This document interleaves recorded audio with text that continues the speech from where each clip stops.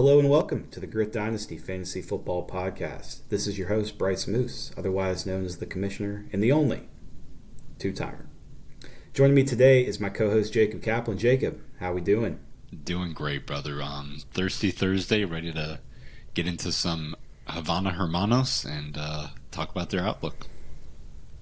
Yeah, this has been the probably highest anticipated episode, I think, so far. A lot of discussion to be had here about what Zach is thinking about, what his team is looking like, and really what the future for this team holds. First off, we should get into last year's season. Last year, the Havana Hermanos finished 9-5. Had a very good season, just came up short. I think Zach could have made some more moves last year to position himself to win. I think everybody agreed he had a good team. He just didn't want to take that one more step I think that he needed to take. And it really kind of let him down in the end. Zach's season finished with, let me pull it up here, a loss to Grant by 16 points in the first round of the playoffs. The champion. And I will remind everyone, Zach lost this game by 24 points at the tight end position. George Kittle alone had 27, and Zach played a Robert Tonyan 1. So that issue was not addressed at all in the offseason. In fact, it is still not addressed even now at time of recording. And we're going to get there at tight end when we get there. But I think the big theme for Zach was the lack of moves towards the end of last season, as well as the 6 months of just stagnant trading that has gone on there. So today we will be starting with the quarterbacks as always. Leading the way here is Mr. Jalen Hurts. Jacob, any thoughts on Jalen Hurts? Love Jalen Hurts, man. I'm the guy who's skeptical about, you know me, Ohio State and Bama quarterbacks. I just think that they have this crazy talent around them for so long. And then they don't know what to do when they get to the pros because these guys are so open in college, and then they get to the pros and it's tight coverage. But Hurts has proved like that's not an issue for him. I mean, he went to Oklahoma. The talent dropped, but he still had CeeDee Lamb, right? Like, he still threw for 3,000 yards, which is the most in his career at Oklahoma, and then rushed for 1,000. So he proved that he can increase production at both. And now he's got Devonta Smith and A.J. Brown and Goddard and Swift now in the backfield. I think he's just set up for big success. He's a rushing quarterback on a rushing team. I think the highest rushing team. They love the tush push at the goal line. So as a Miles Sanders truther, that was hard to watch. But I mean, he's going to get red zone touchdowns, whether it's throwing or rushing. So I think Dynasty QB3 is probably the right place for him. And I'm not too worried about injury, honestly. I think they scheme him correctly where he's not going to take these insane Cam Newton hits. He might have these Lamar injuries, but I think he's always going to come back fine. But yeah, big fan of Jalen. I think he's going to have a great year. I don't see really any drop-off in his game.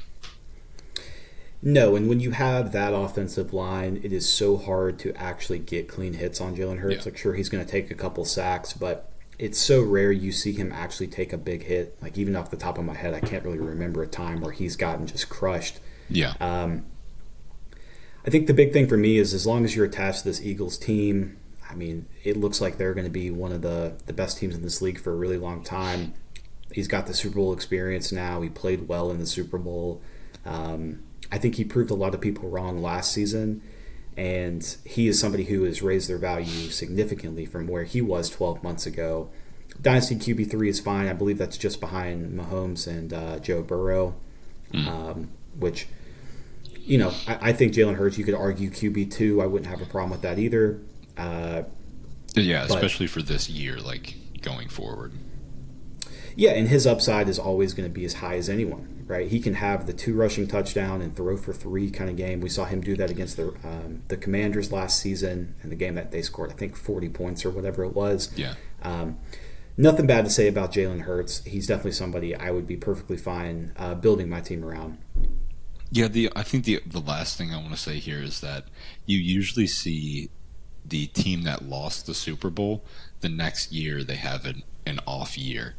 But I don't see that being the case with this team. They're bringing back Devonta Smith, A.J. Brown, O-line is good, Kelsey's still there. Replaced Miles Sanders with Swift, and they upgraded their defense to a Georgia Bulldogs defense. So I don't see any like production loss out of the offense. I think they're going to come back just fine. Yeah, and that defense probably will be the best defense in the NFL. Usually when that's the case, you're playing with a lot of leads, which will lead to a lot of rushing, and Jalen Hurts is going to be just fine. Is there anything else about him you wanted to mention? You get to move on to Tua. No, let's move on to Tua. Yeah, so Tua obviously has dealt with injuries. I know that's been the main story around him, but when he was out there last year, we really saw what that upside looks like in that exciting offense. Throwing to two great receivers, has a great offensive coach behind him, kind of can do a little bit of everything. He's a surgical passer. The arm strength and the deep ball has always been a huge question with Tua, but I think he did answer a lot of those questions. The big question for me is kind of what is Zach's plan here, right? We see Tua at quarterback 11 on Keep Trade Cut. He's never going to play for Zach over Jalen Hurts. I can't imagine a situation where you would just straight up start him over Jalen Hurts. Obviously, bye weeks, it's important to have a backup QB, but maybe this is a place where Zach really can move on from Tua. Yeah, I think it's a great spot. It's a great trade piece for him. Like someone like me, maybe that could go get Tua. I'm starting Russell Wilson, and that's a big question mark for me, right? But I could go get Tua, and I could give Zach like a quarterback who might get you like who's lesser, maybe around that 2,000 point value. So I know Grant has Jared Goff, but Grant could give him Jared Goff plus for Tua if he wanted to. I'm just saying that's probably a target that Zach should go after just in case Jalen gets hurt, right? And he's going to miss a couple games. You're going to need somebody, and then of course the beloved bye weeks inevitable. So he's going to need someone to play in that bye week, and just needs a nice little stash in case Jalen gets hurt. Yeah, I think Tua is a pretty good gamble to take for a lot of teams too, because it's only a one quarterback league. I mean, you really want to try and have a top 12 quarterback if you can. We know what Tua's upside looks like. You just got to hope he can stay healthy. He's never really been much of a rusher, but I don't think you need it with that, with those kind of weapons that he has. He's just somebody I asked Zach about Tua a few times, and he was just basically refusing to sell him to me. I told him I would give him. I said Sam Howell plus. I said Jimmy G plus. Which trade would you like more? And he just shot it down. So it sounds like he wants to keep Tua. Yeah, it sounds like he wants to keep Tua, but I don't know. I don't really get it. That's, I guess, my point. You can get a backup quarterback no problem in this league for pretty cheap. I think Tua is somebody would actually be willing to kind of pay you for, and maybe give you an additional little pick or something. Yeah, and even if he wanted to go the crazy route and really go all in, he could flip Jalen Hurts for some big pieces, right? And Tua's going to do just fine. Being that this is a one QB league, I think you're okay with starting Tua. I mean, it's the Mike McDaniels offense.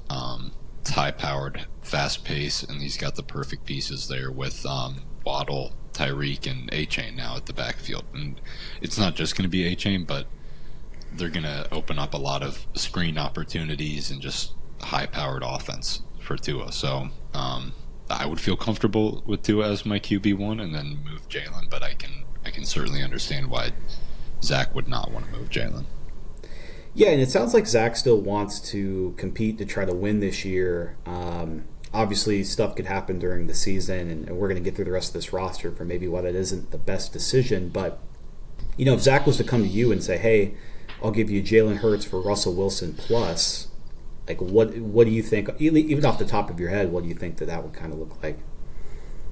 I mean, I think if I'm going to include Jalen Hurts, or if it's going to be Jalen Hurts for Russell Wilson I'd probably have to throw in something big like A.J. Brown, right? But then I'd probably have to get something in return, like maybe a Mike Evans, and that could be fair. But like, again, Jalen Hurts is going to be crazy out, but he's going to have those high numbered games where he might throw for a touchdown and rush for 2, right? So,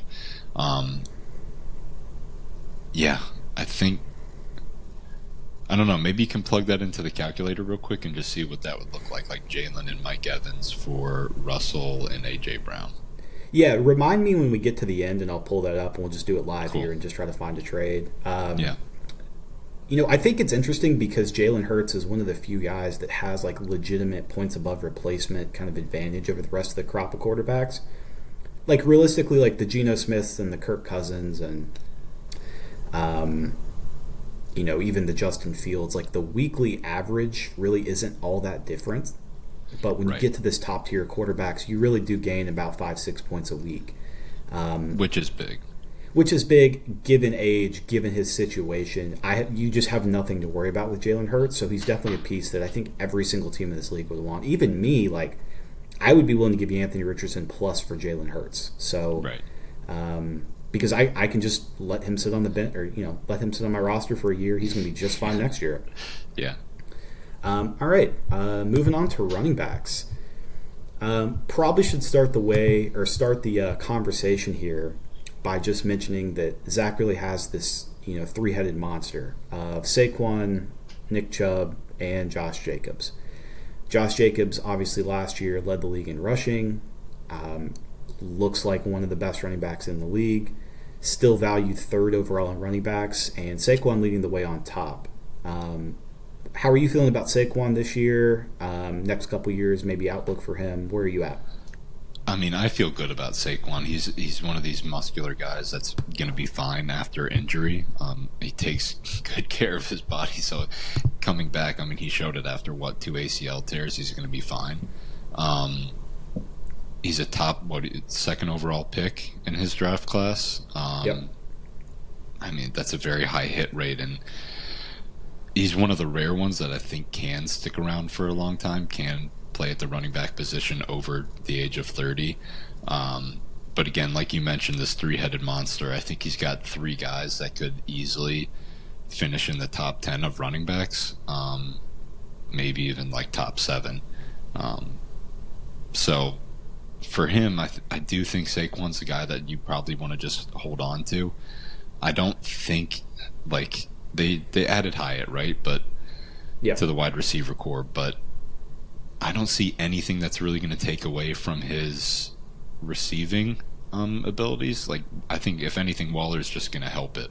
I think Waller's probably their best wide receiver there, in my opinion. So he's going to be the focal point of the offense, and I think Saquon's he's going to get insane production this year. Yeah, and it's definitely important to note that he just signed that kind of extension where they 1 year, $11 million. Yeah, the 1 year, $11 million, basically the franchise tag. Kind of the way that works too is I looked this up, but because he signed the 1 year franchise tag, the Giants still have the opportunity to negotiate all the way up until next season starts. So we're going to be doing this again next offseason. Yeah. He could be a free agent at that point, go to a different team, or the Giants could dish out some money.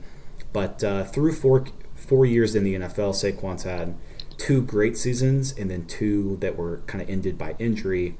Obviously, we hate seeing injuries, but it definitely is, when it happens more than once, it becomes kind of a trend. Seeing Saquon healthy the whole year was kind of a surprise to me. But again, I don't know how great I feel about his health in general. Zach does roster his backup in Matt Breida, which we'll get to when I scroll down a bit, but I definitely think it's important that you kind of have some insurance behind him if you are the Saquon owner. Yeah. Yeah, I think, like you said, Matt Breida's there. They just drafted Eric Gray. But, again, I mean, if Saquon goes down, then I think Zach maybe turns in his chips for next year. Can trade off Saquon to somebody who's or no, he could, I mean, if Saquon goes down, he could flip Saquon to somebody like you who's willing to, take that 0. And you could give him another piece that would, help him out this year. But Again, I think Saquon's going to have a great year. I think he's the focal point of the offense. I don't think they did enough in their passing game to really take away from his receiving work. So I think, he's going to see similar numbers to what he did last year. Yeah, and everything that they have kind of designed this offensive round is always this short passing stuff. It's where Daniel Jones is best. They have all these little slot receivers, Saquon out of the backfield. We know how good Waller can be when he's healthy. Yeah. Saquon is a guy I have zero concerns about. I guess my biggest question is, as we head into next offseason with these contract negotiations for him, I don't know if Zach will keep him through all of that. I think team direction will really shift what grit team Saquon plays on next year, because I could definitely see him being somebody moved mid-season this year. For Nick Chubb, the conversation around Nick Chubb has just always been, will this guy catch passes?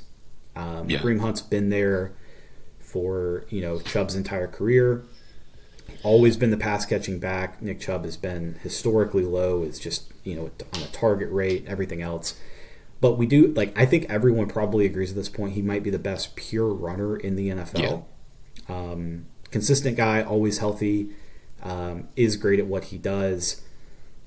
His upside, though, has kind of just been capped. What he's been doing really is his upside. And usually with guys who just take a beating like that, their careers do end a little shorter. Derrick Henry really is the only exception. But Nick Chubb turns 28, right around Christmas this year. Usually that's where the fall off kind of starts.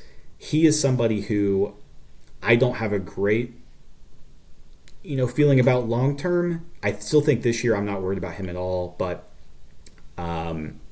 definitely somebody I wouldn't want on my roster forever. Yeah, not somebody you want on your roster forever, but I do think for Zach right now he's a great piece. I could easily see him finishing as RB1 this year. Sure, he's always been capped as just the best rusher, right? But I think now they might give him that opportunity to catch the ball. Do you really want Felton or Ford going out there and catching screen passes, or would you rather have it in Nick Chubb's hands, right? Because so far he's survived this offseason where it's possible that Cleveland might re-sign Hunt or might get another receiving back. But you got Nick Chubb, why not just give him the ball more? Yeah. I actually think of all of these three running backs, the one I'd be most willing to move if I'm Zach would be Nick Chubb, because what you could get for him, and then based on your team's direction, I actually think could make the most sense. Just because you still have Josh Jacobs and Saquon, and I understand wanting to win the running back position every single week. I really do. You get to play one of these guys in your flex, but given injuries and kind of how running backs age, I think it does make sense to want to move on from one of these guys. I will say Zach does have Demetric Felton, and he played wide receiver in college at UCLA. They converted him to running back when he got to the NFL as a fifth-round pick. Definitely has a ton of stuff he can do catching the ball. I'm curious if the Browns really want to use him in that role this year. We didn't really see him play much as a rookie last year, but definitely somebody worth keeping your eye on. Yeah, and again, I think it's a great just hold for Zach. Definitely not somebody he should be moving off of his roster. Might as well just hold on to him. Yeah. You're not going to get any value out of him if you trade him. So if he does get that receiving work at this moment, it's great to just hold on to him. Yeah. All right. So Josh Jacobs, I pulled up the stats here. I'll just read these off for everyone. Last year, Josh Jacobs had 340 carries for 1,653 yards and 12 touchdowns. Great season. Led the NFL in carries, led the NFL in rushing yards. On a pretty mediocre to bad Raiders team, he was the kind of shining star. Him and Devontae Adams really did what, their fantasy stats, or they were able to hit their, some of their best career seasons for fantasy stats, but the Raiders team really didn't win any games. Those two pieces are back again for the Raiders. Different quarterback this year in Jimmy Garoppolo. Waller's no longer there. They drafted Michael Mayer. Hunter Renfro's back from his injury. This is kind of like a middle-of-the-road team to me in talent, just overall, the Raiders. But Josh Jacobs is somebody who, look, as long as he's out there, I feel pretty good about. Yeah, and I'd agree with that. I forget what he finished with in our league for PPR. Maybe, was it 7? RB7 or better? I think he was. But I think he was RB was he 2? 2 last year. Okay. RB 2. Yeah. Regardless, like you said, great player. He's still, what, 26? Just turned 25 this offseason. Just turned 25. Yeah. So, I mean, he's young. He's going to play for another 3 or 4 more years, and he's great. So, definitely someone I'd love to have on my roster. Just one thing that really worries me about him is this off-season stuff. I've never loved having a running back that's stayed out in the off-season and not showed up, and then they expect to get into the season and just start out fine. I don't think it really works like that. I think I've always seen production go down. I think it happened with Le'Veon Bell, was a big proponent of that. Tried to stick it out for a contract, got the contract, and then we all see how that turned out, right? He got his money, and then it wasn't so great. Same thing with Ezekiel Elliott, too. His big holdout came when he finally got paid was his year that started the downfall. Yeah. Yeah, so, I mean, both of those guys are, like, at their time, right before that contract, they were great players, right? And I think they just have this mindset where they worry about the money too much and they're not really prepared for the season. They come in and they underperform. But like I said, or like we said, he's a young running back. He's a great asset. And I think he could easily get these games where it's like 20 touches a game if he comes back and ready to go. Yeah, and for those following along here, with Jalen Hurts and then this three-headed monster at running back, you might be saying, like, why are you guys kind of feeling bad about Zach's roster? Well, when you get to, like, what he has for options to move, what his receivers are looking like, it almost seems like he's stuck unless he makes a trade for, like, one of these big pieces. And so I think out of these 3 guys, again, I think Nick Chubb would be the one I'm most willing to move. Also, before we move on from Josh Jacobs, I did pull up a stat I wanted to read off here. So, in the history of the NFL since 2000, so right over the last 23 years, running backs with 340 touches or more, so carries and catches, not one has eclipsed 300 in the next season. Okay? Ooh. So, Josh Jacobs just had this monster workload. There's been rumors in camp of Zamir White getting some more work. They want to mix him into the first team. I think everyone would agree that we don't want, like, just for the guy's safety, like, we don't want Josh Jacobs touching it 350 times again. Yeah. I would just say, in general, don't be surprised if the workload comes down a little bit for Josh Jacobs. He could still be as efficient. I'm not saying anything like that. I still think he's very good. History of the league, though, not one guy has finished with over 300 touches when they have had 340 carries or more. So, just want to throw that out there. He could always break the trend. Sell high, Z. Sell high. That is exactly what my thought would be. Yeah. And speaking of these running backs getting older, I'm going to reference this ESPN article that I pulled up as well. This one was really interesting to me because I've mentioned a lot about when running backs start to decline. It's usually around that 28-29 season. Even though, like, maybe off the top of my head I hadn't had anything to kind of reference, I just wanted to read this. And my page reloads. Thanks thing. Nice. Just wanted to read this for everyone who is listening as soon as it pulls up here. Okay. So, among running backs who have debuted since the year 2000, running backs experienced a 25.2 decline in PPR points per game and 37% in PPR points scored from their age 28 to age 29 season. Only 11 running backs have reached their age 29 and 29 season since 2010 and saw a similar output. We are looking at a 16.8% decline in PPR points per game from age 26 to 27 and a 15.3% from age 28 to 29. Only 13.8% of all touches by running backs were accrued by those 28 and older last season, and I think and they don't touch the ball as much. So when you look at guys like Nick Chubb who are getting older, that is just the main point. The NFL is telling us that once these running backs get to their third contract, they don't play. Saquon, who will be entering his age 26 season.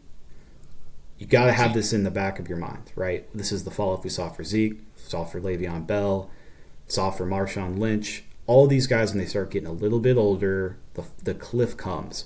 So it's just always something to keep in the back of your mind. Doesn't mean you have to sell these guys today, but always get out in front of this, because when the cliff comes, you can get zero value for them anymore. All right. Yep. David Montgomery. I think this is an interesting one. Yeah. Yeah, he's interesting, right? Like, he goes from being the workhorse in Chicago to being possibly, is he the next Jamal Williams in Detroit now? So you could definitely see this scenario where David Montgomery finishes with the most touchdowns he's ever had.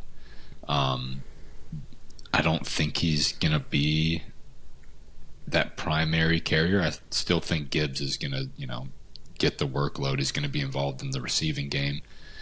But is David Montgomery gonna get those red zone touches? I definitely believe so. Could be a decent flex, or he could be a decent little trade piece for Zach to ship off to a guy like Jonah who has Gibbs, and then Jonah can kind of package those guys going forward, or he can play both of them. I think this Lions offense is something you definitely want to be a part of. I think they were like top 5 in offense last year. Passing and rushing, I think they're going to be fine. And you could easily see David Montgomery getting those goal line touches. Yeah, and it's also worth mentioning that he's somebody who is very capable as a pass catcher as well. He's not somebody that the Lions have to pull off the field if they want to say, like, throw it to Gibbs. I think they can play both those guys at the same time together, do some interesting stuff. He should have a solid season. I don't think the upside from what we saw in Chicago is there. Maybe he gets there by touchdowns, but just pure yards and touches in general, I don't think are going to be there this year for Detroit. But they did give him a lot of money, and they're definitely going to play him. I think the biggest thing for him was when Swift was traded, it kind of opened the door of saying, okay, like David Montgomery is going to be 1A, 1B with Jahmyr Gibbs. Yeah. Do you think that he'll have a season like Jamal Williams? No, because I don't think that, like, Jamal Williams to me is like the perfect goal line back for like what he does well. I think he almost ran hot to score 20 touchdowns. I mean, 20 touchdowns is a lot of touchdowns, right? A lot of touchdowns. I would expect more rushing yards overall from David Montgomery than Jamal Williams, and maybe a little less touchdowns. But could he get to like 12 touchdowns by the end of the season? Certainly. I think that that's possible. Yeah. Now, we just saw Zach trade Jerick McKinnon less than 24 hours ago, and we probably should mention that here because there is a big gap between number 4 and 5 on Zach's team. Zach shipped off Jerick McKinnon straight up for Jelani Woods to improve, I think, his tight end position.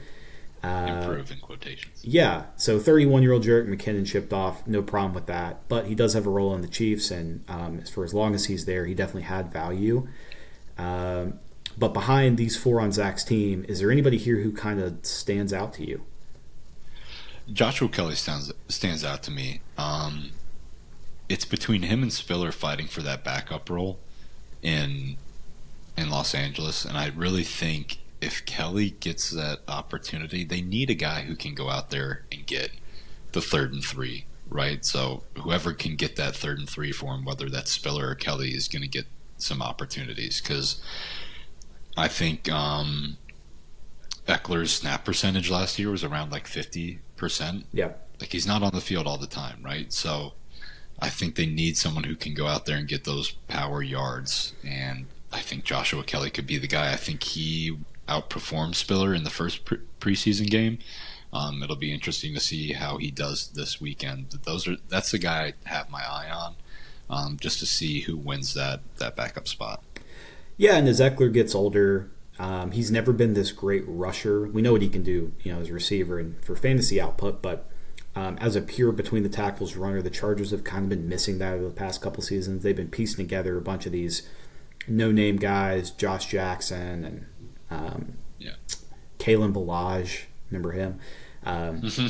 Bunch of these random big bodies. If Josh Kelly could win this job over Isaiah Spiller as like the primary backup, there's definitely going to be some good weeks for him. And obviously, if anything was to happen to Eckler, definitely a very good handcuff to have as well. So Matt Breida is Saquon's direct backup. Now, they didn't draft Eric Gray, but as long as Breida is there, I think he's going to be the primary guy. We definitely saw him get some touches last year. I think Saquon missed one game where Breida started. Definitely a good guy to own if you're the Saquon owner. I think he has zero value to anyone else, but as long as you're the Saquon owner, he's definitely worth rostering.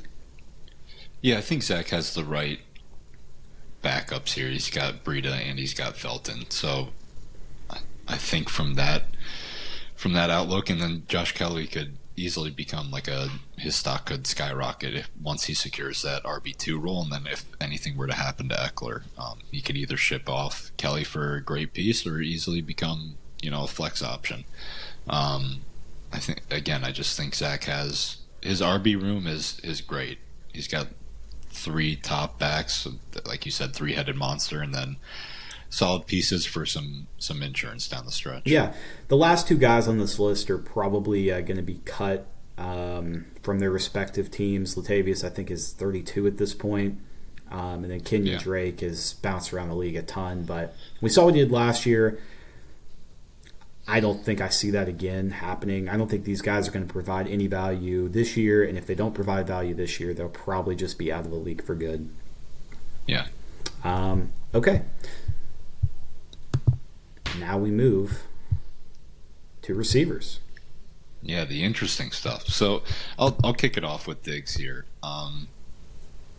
Diggs is one of these guys that, sure, he's turning 30, but I see no dip in his game. His route running is spectacular. One of those guys, like you look at I have the S tier rating, right? So you start off S, A, B, C, D, whatever. I think Diggs is in that top tier with CeeDee Lamb. I think those guys kind of set themselves apart with getting open. I think Diggs had he's in the 96th percentile for route ran success, right? And that's just kind of unheard of. Any route against any coverage, he's getting that 96th percentile of catching the ball. So he's one of those guys that sets himself apart from the rest of the group of just being an elite wide receiver. Again, he had let me see here. He gets moved around to all 3 positions too, so it's not like he's just sitting in one spot as a wide receiver. The Bills love to move him around and play a bunch of different roles. I think the only route he doesn't really run is that deep route, the just straight away. That's what they use Gabe Davis for. So the Bills love him. I think the answer to their problems might be improved with bringing in Kincaid. I think he probably helps Diggs more than hurts him. And if anything, if the Bills are struggling on offense, it's kind of just more get Diggs the ball, in my opinion. Yeah, and it's worth mentioning that Stephon Diggs did have his career-high touchdown season last year with 11.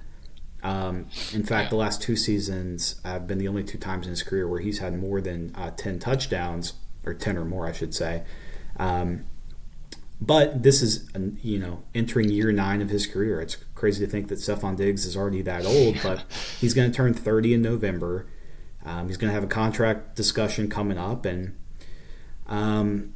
when does the fall-off kind of start? It feels like he's in the middle of his prime right now. I don't think he's close to slowing down yet, but as these guys get older, their value starts to decrease slowly. Definitely somebody I would be interested in seeing a trade happen for. I don't know if Zach wants to trade him right now. There's definitely some other pieces I think he can move, but Diggs is kind of that foundational building block at receiver. I'd feel good about him this year, even in age 30. Yeah, I agree. I think the only other thing that I would want to mention on worries is kind of Josh Allen's injury. Towards the end of the year, you saw these short passage, which Diggs is great at. He's great at getting that separation, right?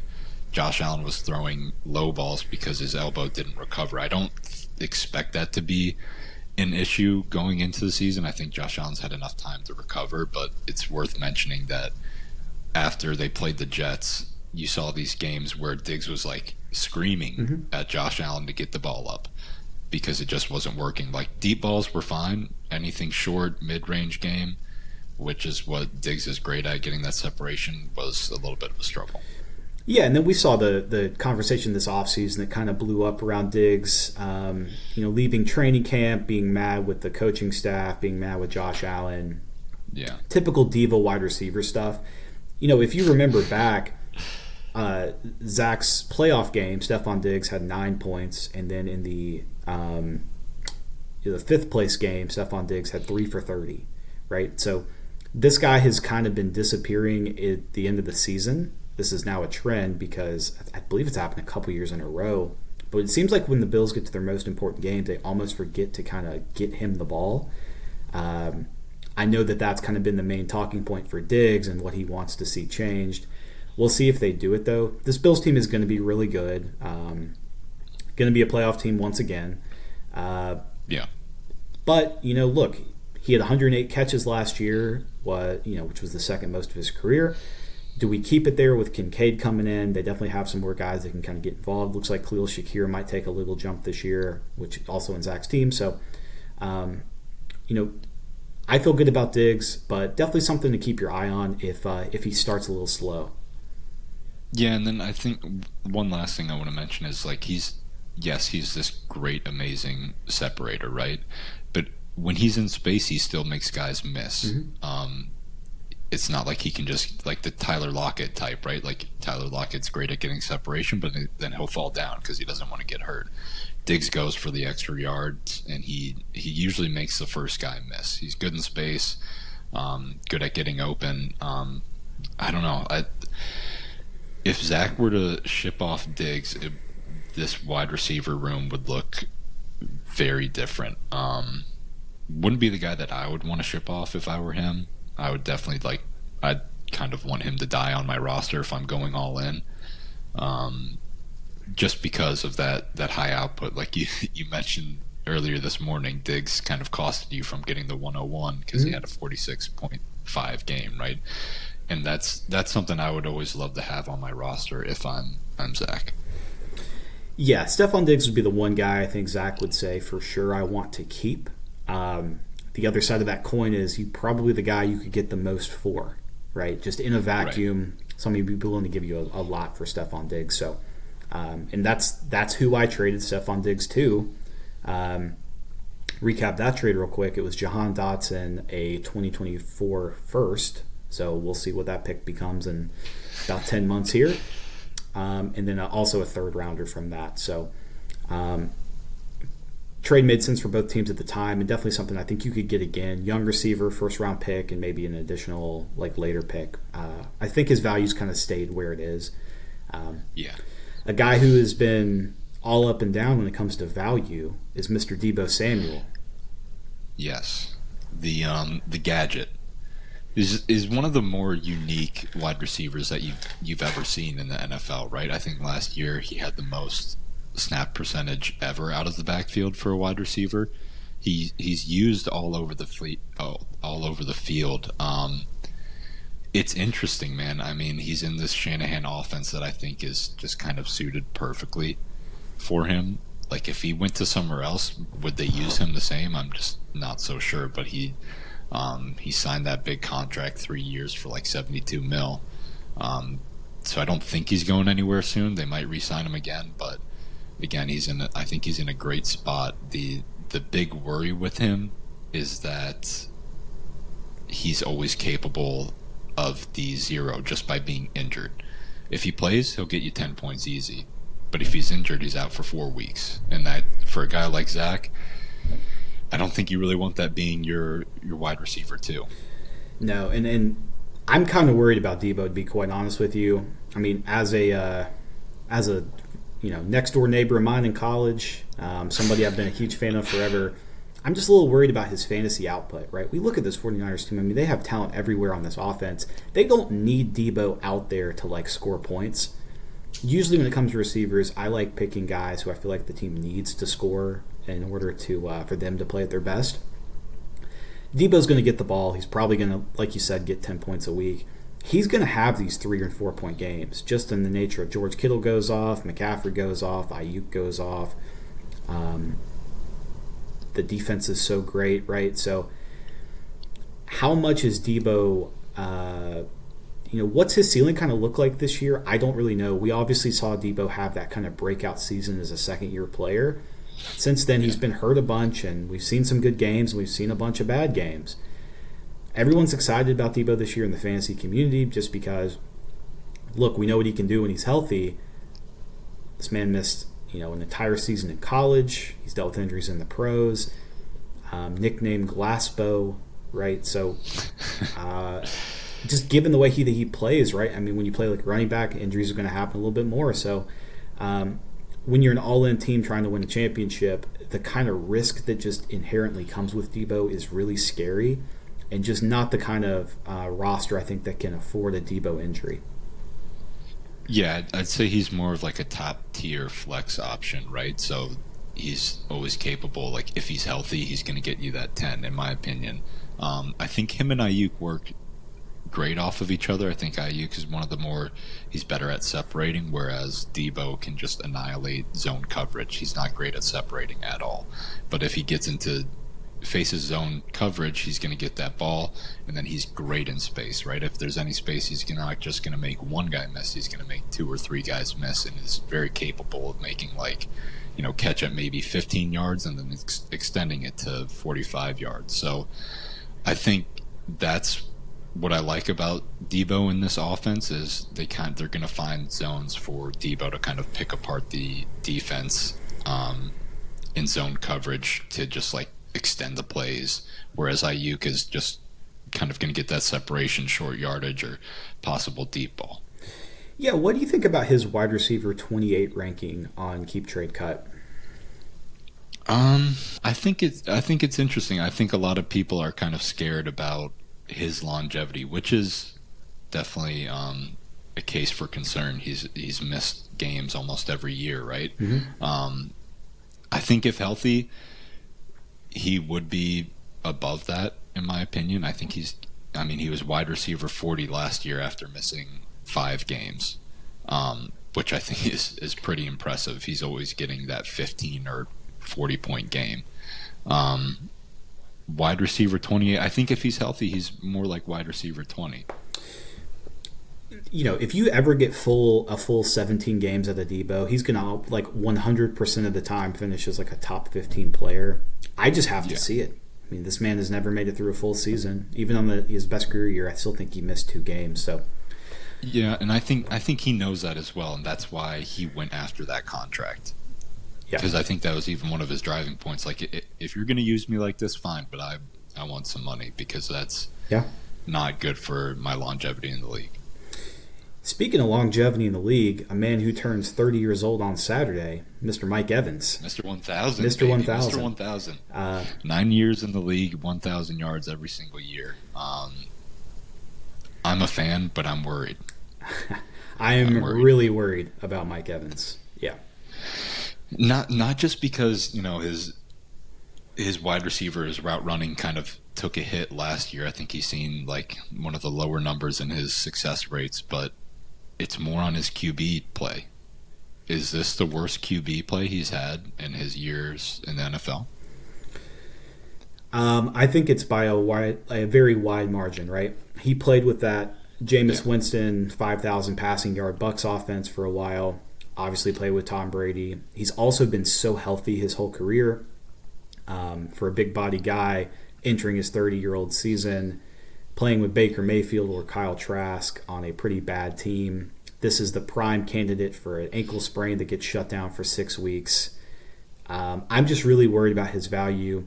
So is the community in general. We see him at wide receiver 40 right now, which might sound crazy. But when you really think about it, for a guy who's been consistent as he is for so long, this feels like the right time where he starts to kind of slow down. Yeah, and it last year, I think was his worst year of touchdowns. He had 3 touchdowns, right? But still made over. Well, he had 6 because he had 3 in the last game of the season against the Panthers, if you remember. Yeah. So it's just you worry a little bit about his his output there. I mean, he's a great red zone target, but will Baker Mayfield get them to that spot to where he can be used like that? I'm not so sure. If it's not Baker Mayfield, it's Kyle Trask. It feels like right? it feels like every receiver that has played with Baker hates playing with Baker because he just doesn't get these guys the ball. Amari Cooper hated it. The Rams, I guess, didn't have anybody last year, but yeah, I mean, I looked it up and I saw like the year that Baker was in Carolina, DJ Moore still had like 93 receptions. And Mike Evans has never, or he's only gotten that amount of receptions maybe like once. So it'll be interesting, if it is Baker, let's say the QB's Baker going forward, does he pick Mike Evans or does he pick Chris Godwin to be his guy? And I don't think Baker had that option in Carolina, to be fair. It's pretty much just DJ Moore. But does he pick Mike Evans or Godwin going forward, or does he spread it out? There's just a lot of question marks there around Mike Evans for this year. Yeah, and through 9 seasons, Mike Evans has only had 2 years where he's had more than 80 catches, right? I mean, and his most recent one was 2018. This is just a big play or bust kind of guy. You're never betting on volume with him, just given how he plays. But Mike Evans is obviously the king of that 4 for 100 and a touchdown kind of game. Does he still have it in him? As these guys get older, they start to slow down a little bit.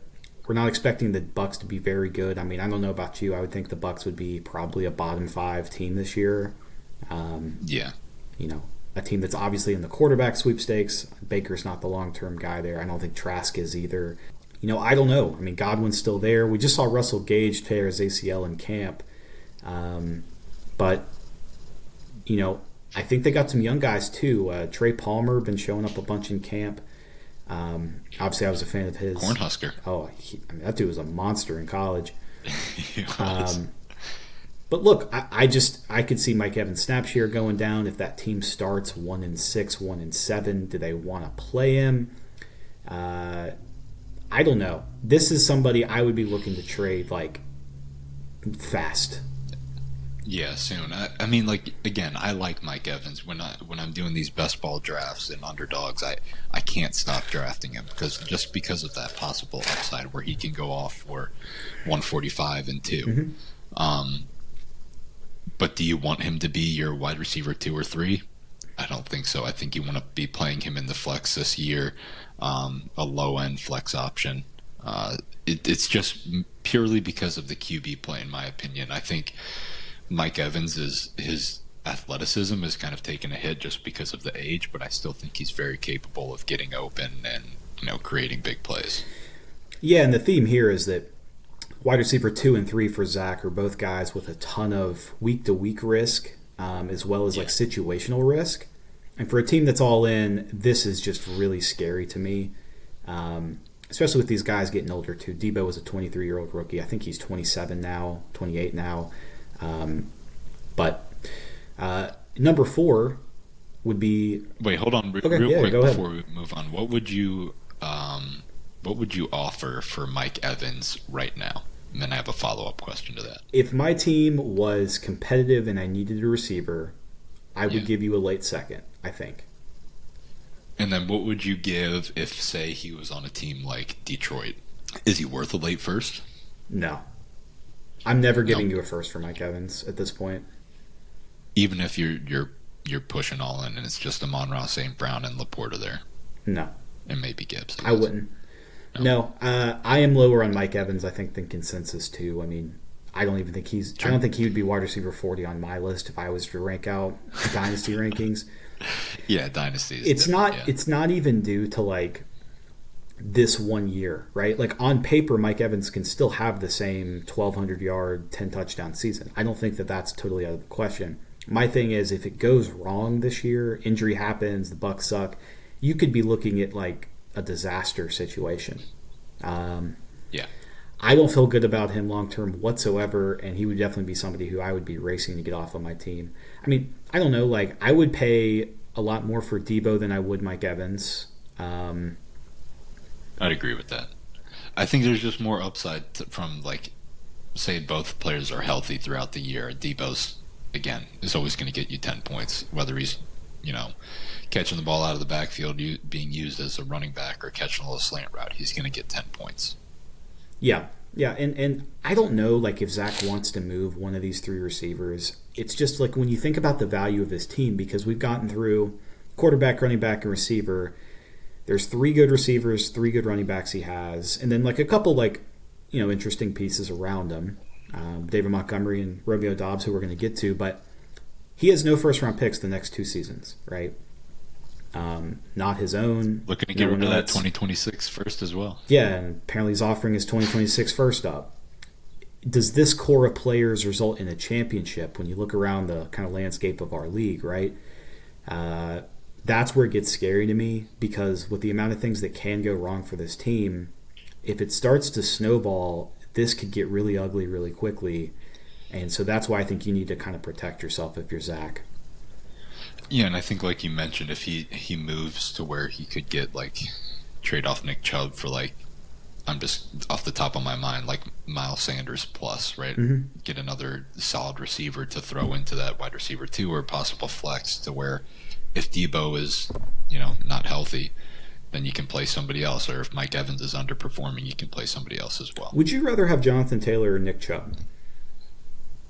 Nick Chubb. Okay. I think because I think they're right next to each other in rankings. Taylor's obviously a little younger, but Nick Chubb I think is the better player. So I do think that's an interesting conversation. Yeah, I think it's Nick Chubb, just because he's, like you said earlier, he's best pure rusher. And I think he's going to get the most usage out of all of his years in Cleveland this year. So he's kind of one of the dark horses to finish RB1, you know, and dark horse only being because of that non-receiving upside. Yeah, and he's always somebody who could lead the league in touchdowns. Yeah. So I think it's interesting, but the more I look at this, having it in front of me, it seems like it's pretty clear that Zach needs to make some sort of big move, package 2 guys together, or do 1-for-2 kind of trades. We got to improve this depth if you want to win, because this team stayed very healthy last season, and it still wasn't enough. So that's where it gets scary to me. Yeah, because let's look at a likely scenario here where Debo gets hurt and Mike Evans isn't playing well. You want to play Romeo Doubs as your wide receiver 2 on a team that's trying to win. Yeah. Scary. That's real scary. This is a team, I know we just saw Christian Kirk traded this morning. This is a team I think Christian Kirk works really well, just like a consistent player who can get you that 14 to 15 every week. If he scores, maybe it's a 20. I think that would work well here. You just de-risk on these receivers, right? Even if it is slight. Jacob, you good? Am I back? Yeah, you're good. Yeah. Okay. Yeah, sorry. I had some Christian Kirk news pop up on my screen, so I wanted to see if it was anything significant. Yeah. But I think any receiver that's just a consistent guy, like Chris Godwin would be another name that comes to mind, of just somebody who's a consistent weekly performer. I know the situation's the same as Mike Evans, but the week-to-week output is more consistent. I think that would go a long way for Zach's team.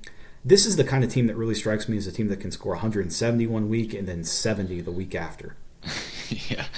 You want to talk about Romeo Doubs?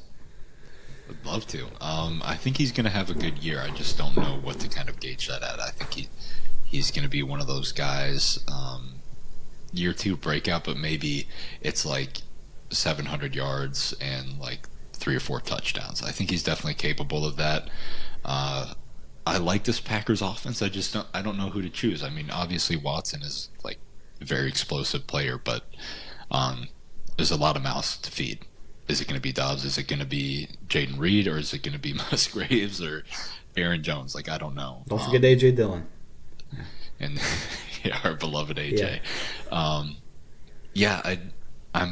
I like Dobbs. I like his possible opportunity this year. Just would kind of want him to be a deep stash, and hopefully he ends up performing well later in the season. Yeah, he's just somebody who I think the first time the Packers have an opportunity to another good receiver, I think he's somebody who's just the prime candidate to be replaced. Now, maybe he's way better than I think he is, but again, this guy was a 5th-round pick out of Nevada, had to play as a rookie just because the Packers had no receivers. this Jordan Love led offense now with Musgrave and Jaden Reed, who they drafted in the second round. Sounds like he's been balling out. We know Luke Musgraves has been essentially the talk of all training camps across the NFL, how good that man has been. So I don't know. Like Romeo Doubs is just, I think he's honestly slightly overvalued. I know he's going to start probably as the wide receiver too, but I don't really have like a great career outlook on him. Could be a name that we look back in a couple of years and say, remember that guy. Yeah, I don't know if it's more like a career outlook rather than just a connection with Jordan Love. I think they've been playing well together so far in training camp. I think there was like a 7-on-7 yesterday, or it was 11-on-11, where there was like 7 plays and Doubs was targeted and caught for like 3 out of those plays. So I think he's going to get looks and he's going to get the ball. But again, it's kind of one of those guys where it's like wait and see, and hopefully he pans out. Yeah, and it's, with him being Zach's wide receiver 4, who's definitely a weekly flex option. Your wide receiver 4 should be somebody you're either starting every week or is like a strong flex option. I'm just a little nervous there because I don't know what to read into that situation. Very wait and see. It's just another situation of it feels very, very risky to me. Yeah, and that's kind of what his, like, if you look at the screen, wide receiver 4 through 8 is. Yeah. Or not even, like, through 10. It's just kind of wait and see. Like, each one of those guys has potential, but you don't feel great starting them in your starting spots in any given matchup. Yeah, and I probably should talk about Wandale here. We saw Wandale have that 11-catch game, second game he played in the NFL. Immediately got hurt the week after. 5'7", little diminutive receiver. But the Giants have literally every receiver that's 5'9" and under on the roster, right? Sterling Shepard, and Jamison Crowder, and Wandale. Who am I forgetting? There's more guys. Cole Beasley. Slayton, Cole Beasley. Isaiah Hodgins, drafted Jalen Hyatt. I don't know where the ball's going. Like, Wandale Robinson, I think at some point last year was probably like a pretty coveted asset. Now it just feels like he's just another guy in a crowded room. Yeah, he was one of those guys that I really liked in the offseason. Or kind of after he was injured, I tried to get him from Zach, but Zach wouldn't take anything but a first for him. And I like him. It's like you said, there's a lot of mouths to feed, and you just don't know where the ball is going, and you kind of have to. You got to see it first. Yeah, Odell, who missed an entire season, is now on Zach's roster, ready to play. Zach held him through everything, which was kind of surprising to me. I wasn't sure we were going to see Odell ever again after that Super Bowl ACL tear. But new team, new faces for Odell, playing with Lamar Jackson now in Baltimore. Yeah, I think he's going to be one of those TD-dependent guys. I think he's going to be great in the red zone, but I don't know. Does he have that elite separation like he used to? Remains to be seen. I think he's going to work well in this Ravens offense. I'm excited for this Ravens offense, but again, you don't know how it's going to pan out.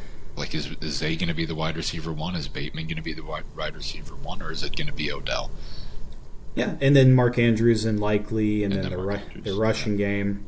I don't know where Odell falls in that pecking order for how many targets you can expect for him, what the season outlook kind of looks like for him. I think his ranking in Dynasty is probably fair. I don't really have anything other than that to give you guys, because I don't really know how to interpret the situation. We've seen Bateman been hurt a lot, but I think Rashad Bateman, when he's healthy, is pretty good. Obviously, Zay Flowers looks great. Odell's going to play on the outside with Lamar. Can Lamar throw that kind of corner post and get Odell open? We're just going to have to wait and see. Where do you rank him in that wide receiver core? I think he's third. I would expect him to become, he's the third in my PPR kind of outlook for that Ravens offensive receiver. Yeah. I think Zay and Bateman maybe have a similar projection, with Odell coming in the clear third there. Yeah, I think Zay's going to be used as kind of like the short. He's just, so far we've seen this elite separation that he's had. I think he's going to be used in kind of those routes and getting open. I think he'll probably be used similar to Diggs, in my opinion. I'm not saying he's Diggs, but I think he'll probably be used in a role similar to that. I think they're going to spread him around the field, and then like just comparing it to the Bills' offense, I think Bateman is probably going to be one of those guys that takes the top off the defense, spreads the field, and kind of a boomer bust, touchdown dependent player. And then Odell, I think mid to long range. But it'll be interesting. I'm excited to see it. I do think he could have a good season. But you're not comfortable starting him until you've seen it for multiple weeks, maybe around like week 5. Yeah, it strikes me as a guy who could have 7 for 100 and a touchdown or a 0. It's just another one of those guys on Zach's team. Probably should mention Chase Claypool. We don't have to stay on him for too long, but he was traded to Zach from Blake last year for a second-round pick. That did not work. And now DJ Moore is there as the wide receiver 1 in Chicago on a very low passing volume offense. Yeah, I'm going to say I think DJ Moore he's going to take the brunt of the passing game. Claypool probably, I think he probably has around like 500, 600 yards this season and maybe like 3 or 4 touchdowns. Again, he's on the PUP list, hamstring. He's just a guy that always gets hurt. And he's not an elite separator, and that's not a guy that you really love having on your team, like just NFL-wise. He worries me. Again, not a guy I'd really want on my team. Yeah, Chase Claypool strikes me as somebody who could be out of the league here pretty soon. His best season was as a rookie where he scored those 10 touchdowns. Had the 4 rushing touchdown game with the Steelers, or not 4 rushing touchdowns, but he had 4 touchdowns in that one game with the Steelers. Since then, though, it's been a very quiet career, a lot of expectations he hasn't lived up to. Maybe this offseason did him some good, but we're going to have to wait. Calvin Austin, I think maybe the last guy worth kind of hitting on here. Calvin Austin, I agree. He missed the entire rookie season with an injury, but I believe he was a 4th-round pick. Calvin Austin at Memphis, if you ever get 5 seconds of your time and just want to pull up some 2020 Memphis box scores even, Calvin Austin has some of these most wild games you've ever seen with like 6 catches for 280 yards and 5 touchdowns. I mean, it was the most insane thing I've ever seen. This is a guy who runs a 4.30, little tiny guy who's just so shifty. Nobody could catch him when he was in college. And then what do you know, first preseason game of his life, he has a 75-yard touchdown. Yeah. I don't know what that kind of looks like on the Steelers offense. Obviously, there's a lot of mouths to feed there. I think Calvin Austin would be a little fun player, though. Might have some long TDs this year. Yeah, I would love to have him on my roster right now. Just, again, he's a wait-and-see kind of guy, but he's something I'd be interested in. I tried so hard. Because I tried so hard to trade for him, dude. I've sent Zach so many offers. Won't let you get him for anything other than a first. It's just always send me a first, man. But yeah, I mean, I think he would fit well in this offense where kind of make the defense freak out, and then Calvin Austin has the ability to take the top off of them. I think he would work well in this offense. I'd love to have him on my team, but I think what I would give for him right now is maybe a late second, early third. Yeah, the offer I sent Zach most recently was 2 third-rounders for Calvin Austin, which I thought was kind of interesting because Calvin Austin was like one of our last picks in our startup. But, you know, you kind of get a 2-for-1 trade there. You can kind of re-roll it. I thought that was kind of interesting for him. It kind of de-risk. Like, if Calvin Austin is a 0, you know, I'm not going to send anything for him. This is kind of the chance to sell him if you want to, or just ride it out. We'll see. Were those third-round picks for 2023 or 2024? They were both 2024. I sent that a couple weeks ago. Okay. A bunch of other names here. I mentioned earlier, but I just want to highlight it again. Russell Gage did tear his ACL yesterday. He's going to miss the whole season. So that wide receiver 3 spot is open in Tampa. We've seen Russell Gage be a playable fantasy guy the last couple of years. Not going to happen this year, sadly. Then Ben Skowronek, Anthony Schwartz, and Cedric Wilson. It's just you can go ahead and cut those guys. They're not doing anything for you. Yeah, they're going to be gone on cut day. Yeah. Moving on to tight end, and Jake, I'm going to let you take the reins here. I'm going to run to the bathroom real quick, but we should mention this Kyle Pitts trade. I know you've been dying to talk about that. Do you want to just pause? I mean, we can come back and edit it out. Just edit it out. Yeah, we can edit it out. Here, let me... All right, go ahead. You don't have to pause it. Just okay. Run, and then We'll do that. I'm going to do the same.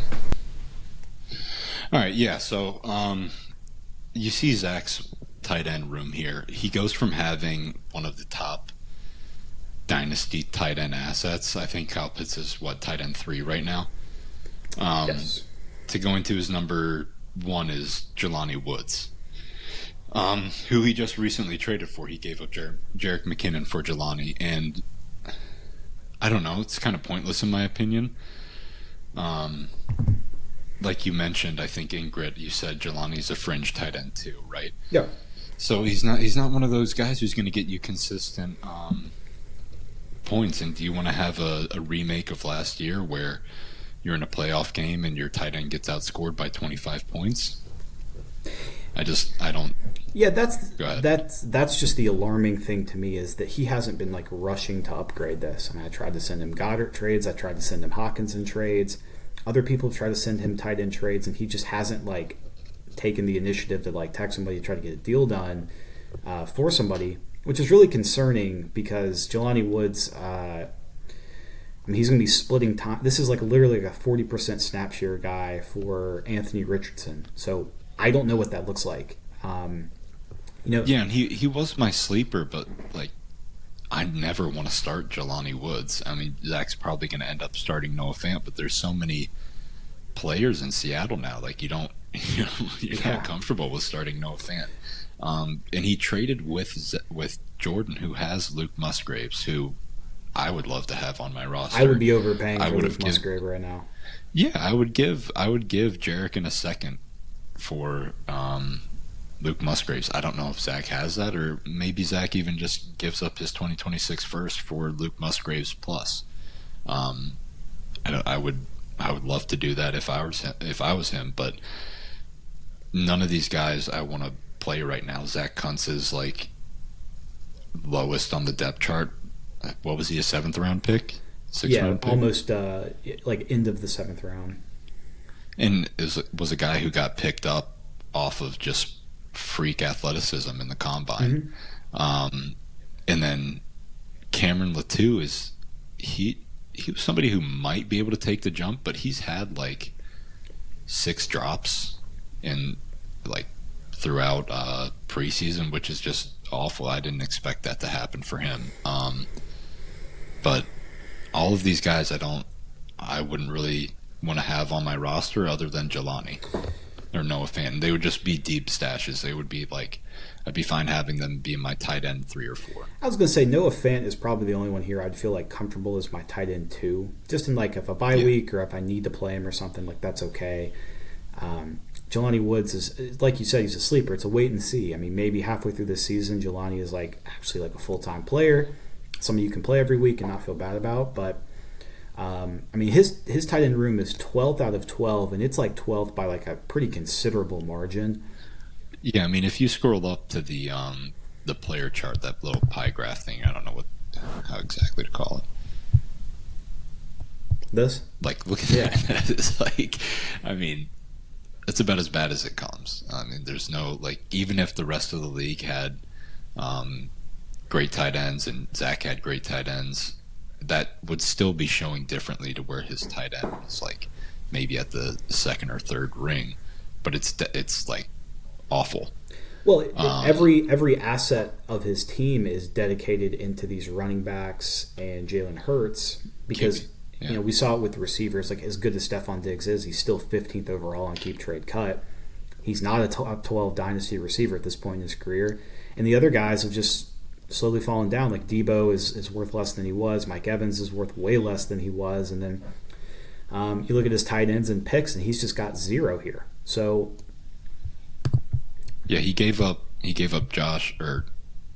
Kyle Pitts in a first for Josh Jacobs and Bob Tunyon, and Bob Tunyon is 0 now. Well, and then the reason that trade was so surprising was because David Montgomery at the time was in this full-time role, and like that was when you really needed to take advantage of it. He added a fourth running back for kind of no reason when he had other issues to fix. Sold away a 22-year-old Kyle Pitts, who at the time I believe was like a top 15 player in Dynasty. Josh Jacobs was kind of a risk at the time, and yes, the risk did work out. Now you have this great running back group, but your other positions are really suffering because of it, and now you have no youth to kind of move around from. Yeah, and no picks as well. Yeah. Which is concerning. So now you have to use one of your star guys to kind of build out that depth. Well, and you can see it down there at the end of the chart, but his highest rated draft pick right now is a 2025 second, right? So it's going to be a long time. And his own, which would be probably... Could be pretty high. 208, 207. Or it could be pretty high. Yeah. But, yeah, like if things go... Exactly. Like if things go well, it's going to be a late pick. So it's going to be a long time before you add any youth to this team. We've already mentioned the concerns about the young guys. I mean, and again, we'll see about Calvin Austin. But how does this team... Like, I guess the big conversation is like, what does this team look like kind of in 2 years? Because I'm pretty concerned with his like lack of moves and urgency to kind of fix some things up here.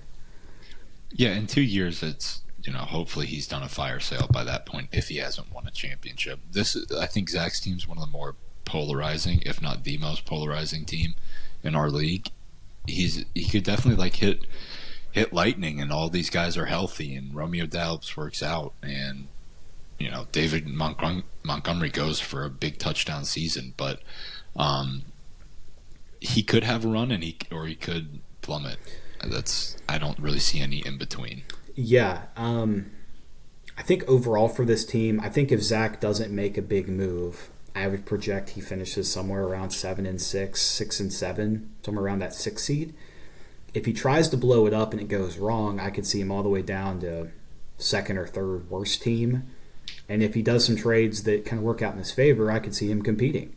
So I guess my take on it is if he does nothing, I think he's middle of the road because he's just going to lose tight end every single week. He's going to have too much inconsistency. Yeah, I was going to say the receiver. That's the one thing I can see him losing a bunch of games just because of tight end play. Yeah, like it's very possible he sees a 10, 15-point difference every single week. Yeah, and like maybe his receivers can match what any of these other teams' receivers can do at the time, sure. But if you're losing tight end by 20 points still, like, does it even matter? I don't know. I think there's a lot of different ways that this can go, but I think if Zach does nothing, there's like a good shot he still misses the playoffs even with this team. Yeah, I hope he's just being patient and waiting for like the start of the season or maybe like week 4 range, which I can definitely respect, but you don't want to wait too long on guys that you like and then you have to overpay even more for their value. Yeah, like let me do this since I'm screen sharing here. I'm going to pull up the trade calculator. Maybe we can find something that kind of makes sense for him. So what did I say earlier? I said Jalen Hurts and what did I say? Mike Evans for AJ Brown. In what? What did I say? It was Russell Wilson. Jalen Hurts. I probably win that. Evans for... I probably win that. I think I'd have to add some to it. Oh, wait, not Jalen Hurts twice. Let's see. And then Russell... Yeah, I'd have to add some. For sure. I mean, it's pretty even, but... I don't think Zach would do that. No, I mean, you could kick in like a little piece here. Something like a... I don't know, like a... Sure. 2020. Man, I know how to get a fair trade on Keep Trade Cut. I know, it's like ingrained into my head of like what Hurts and Mike Evans. There you go. Let's go at this point. Yeah, there you go. AJ Brown, Russell Wilson. Yeah, he's never doing it, but I think it would help out his team a lot. He gets AJ Brown, and you can write it out with Tua, and then have Russ. Russ is kind of a sleeper. He can, he's either going to have a great season or he's going to be awful. Yeah. Yeah, and I think the main point here, at least for me, is that Zach's team is kind of set up to where he's going to have to make some of these uncomfortable trades. It's not going to feel good losing Jalen Hurts, but I think it could be something he might have to do if he really wants to get some value here. I mean, adding A.J. Brown to that receiving core, so having A.J. Brown and Stephon Diggs would feel a lot better. Maybe you lose 6 to 8 points a week with Russell Wilson, but the rest of your team can kind of be fixed.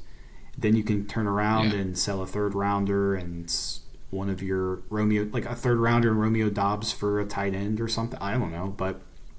I mean, he'd still be rolling out Tua, who's capable of big games. Exactly. Just doesn't have that rushing upside. Well, your quarterback room becomes Tua and Russell Wilson, which still isn't that bad, and then you can fix some other things along the way. But at least this way, you gain some value. You could sell Debo at that point, maybe go and get a Dallas Goedert. I don't know, but there's definitely some ways around it. I just think Zach needs to make one of these moves that is going to feel really uncomfortable. Before we go, is there you want to give any last words? Stay strong, Z. Fire on. Go get some players, man. You can do it. We believe in you. Yeah, Zach, I think this is the time that you really need to make some moves. I would not wait till the season starts because, again, you are a Nick Chubb ACL tear from a disaster. Because I got your first. Don't forget. But all right. Well, thanks for listening today, everyone. I believe next time we are doing Will. Is that right? Are we doing Wills? Yeah. I think we're doing Wills next. But thanks for everyone for listening, and we will be back next time. Thank you. Thank you.